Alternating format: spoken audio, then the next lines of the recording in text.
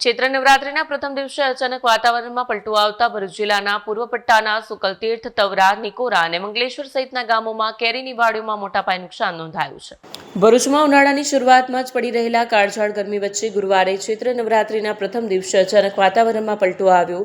સાંજે પડેલા વરસાદ સાથે પ્રતિ કલાકે અંદાજે 80 કિલોમીટરની ઝડપે આવેલા તોફાની પવને જિલ્લામાં વ્યાપક નુકસાન સર્જ્યું છે। ખાસ કરીને કેરીના પાકને ભારે આંચકો લાગતા ખેડૂતોમાં ચિંતા છવાઈ છે। ભરૂચ જિલ્લાના પૂર્વ પટ્ટા સુકલતીર્થ, તવરા, નિકોરા અને મંગલેશ્વર સહિતના ગામોમાં કેરીની વાડીઓમાં મોટા પાયે નુકસાન નોંધાયું છે। તોફાની પવનના કારણે અંદાજે 80% સુધી કેરીનો પાક જમીન પર પડી ગયો હોવાનું ખેડૂતો જણાવી રહ્યા છે। આ ઉપરાંત જિલ્લાના અનેક તાલુકાઓમાં ઘઉં, કપાસ અને તુવેર જેવા અન્ય પાકોને પણ નુકસાન થયું હોવાનું સામે આવ્યું છે। ખેડૂતોનું કહેવું છે કે અચાનક આવેલા વાવાઝોડાએ તેમની મહેનત પર પાણી ફેરવી દીધું છે। હાલ તો ખેડૂતોને સરકાર તરફથી સહાય મળશે તેવી આશા છે।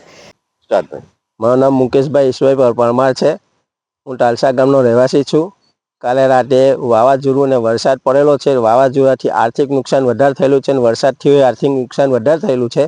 તમે જોઈ શકો છો કે આ ઘઉં આડા પડી ગયેલા છે, જે લણણીના ટાઈમ કાપવાના હતા, કાલે કાપવાના હતા અને આજે બધા ઘઉં આડા પડી ગયેલા છે। તેનાથી અમારે ખેતીનો ખર્ચ વધી જાય એવો છે, જેથી તમે કંઈ સરકાર આર્થિક નુકસાન રીતે કંઈ સહાય કરે તો સારું। મારું નામ પંડ્યા અંકુર, મારો તાલસામાં નિવાસ છે। હું છેલ્લા 3 થી 4 વર્ષથી ખેતી કરું છું, બરાબર છે। પણ જે મેં ખેતર છે એ છેલ્લા 3 વખત મારો પાક નુકસાની થયેલી છે। વારંવાર વેધરના કારણે અમારી નુકસાની થયેલી છે। આ ત્રીજી ફેરી અમારો પાક ખેતરમાં બગડેલો છે। સરકારને મારી એવી વિનંતી છે કે ઘણી બધી વાર વેધરના લીધે અમારે નુકસાની થાય છે, તો આ ફેરી બી તમે અમને કૃપા કરજો। વિડીયો જર્નાલિસ્ટ વિરેન્દ્ર પાટીલ સાથે સત્યા ટીવી ન્યૂઝ, ભરૂચ।